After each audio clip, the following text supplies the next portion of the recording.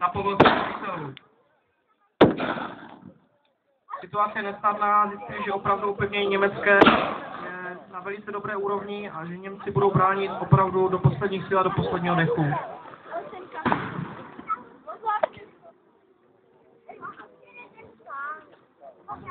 Německé vojska samozřejmě spravují telefonní spojení mezi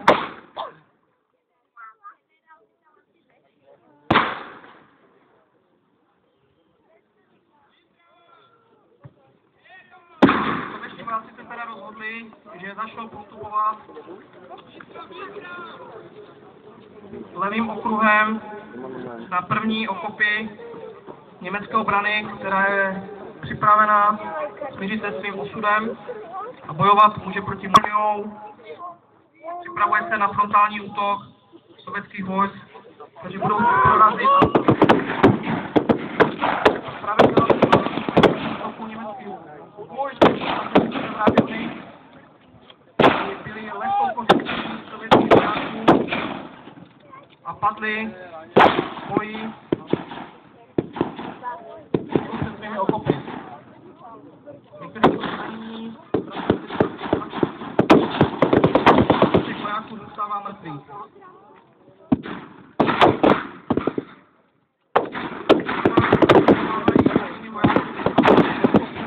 Za stále palby sovětských vojáků tak, aby ho dostali mimo.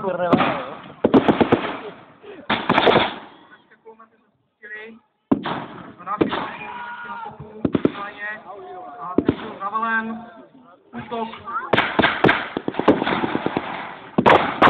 vojsk, kteří se museli dopředu snaží čistit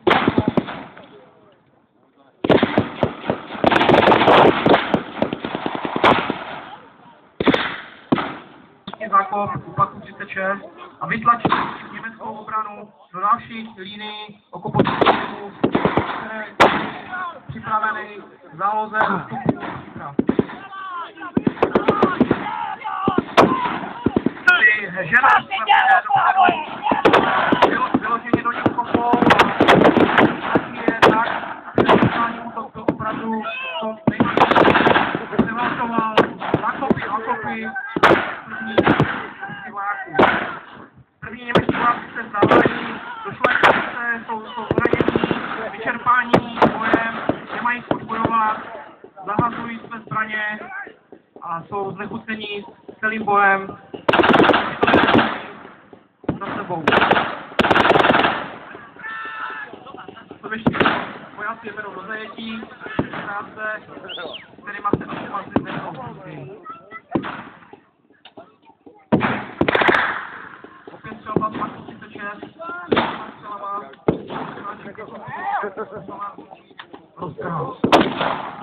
Sověti mají opravdu velké problémy a nemůžou se dostat na první linie systému a tomu se podpory techniky, která jim bude muset pomoct, aby prorazili a dostali se prostě k okruhu, kde potřebujou vyzmání.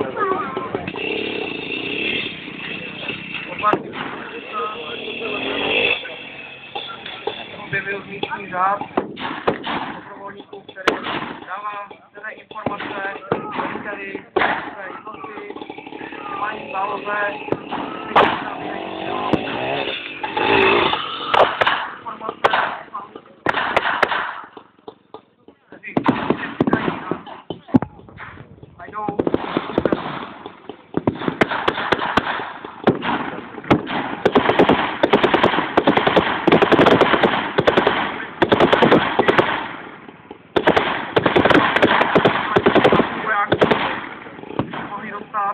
do postavení Marku 36 a zneškodnit tuhletu jednotku, která jim velice nepříjemňuje život.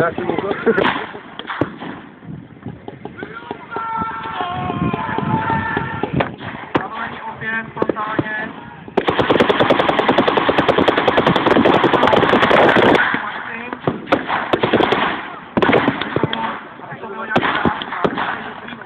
Další která znamená, že vyvolává do pohybu a podporu těchto podporů vytlačení 5.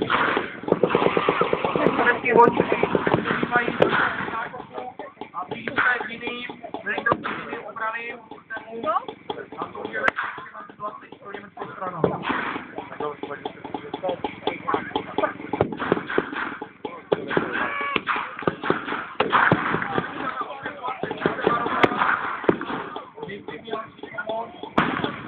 Vozidla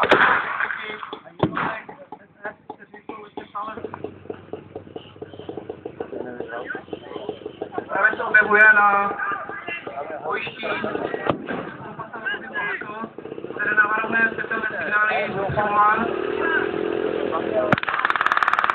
To na metu M42 a čištění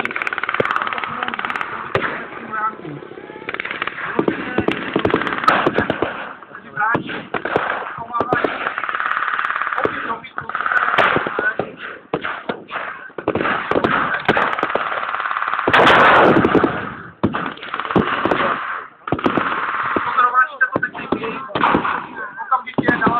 Minometná palba na sovětské straně, která se snaží slovit na nějaký další velice rychle a tam se pomoct, což je na úkol vysocí vlakla a rozbít dostatní opletnící vytvořit, která by byla potřebná na tento frontální útok.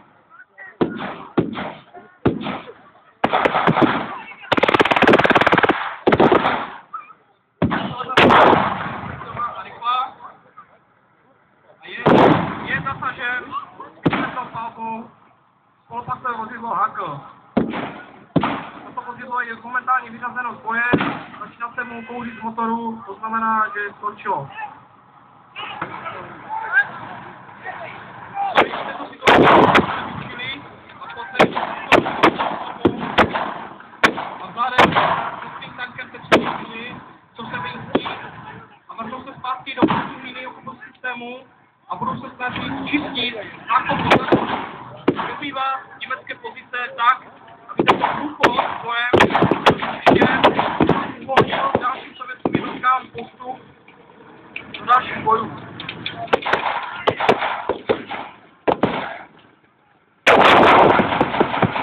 Minometná palba stále dopadá na obchodní systémy. Je to velice podpora vojáci jsou klidnější. Ještě by bylo zavoleno do útoku a německá armáda panikaří, jak vyčítá se příští a zavolou se do svých zadních postavení a se pozic.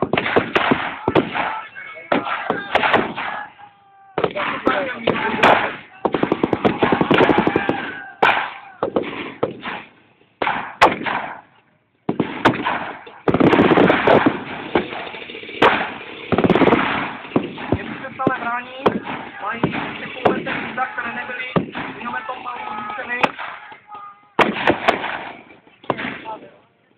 Snaží se bojovat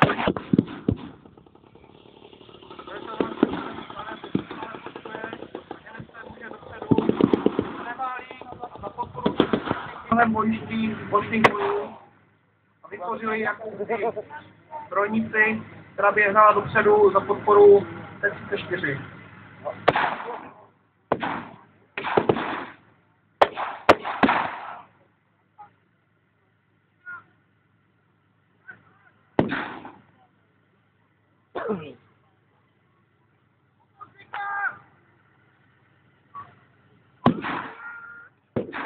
Veštiváci se formují, čekají na poslední velitelů, aby mohli dobývat opět další nákopy.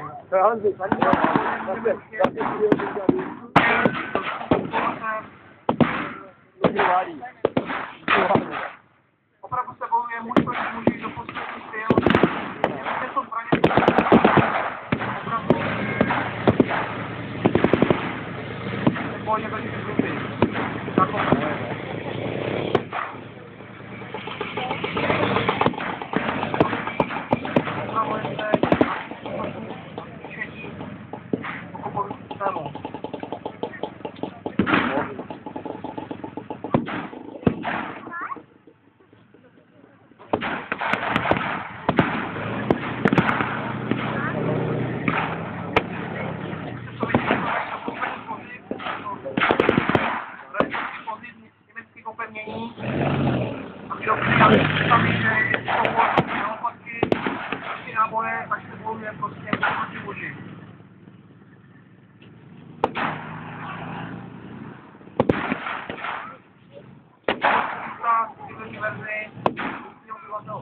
natěžil sovětského vojáka z bojiště a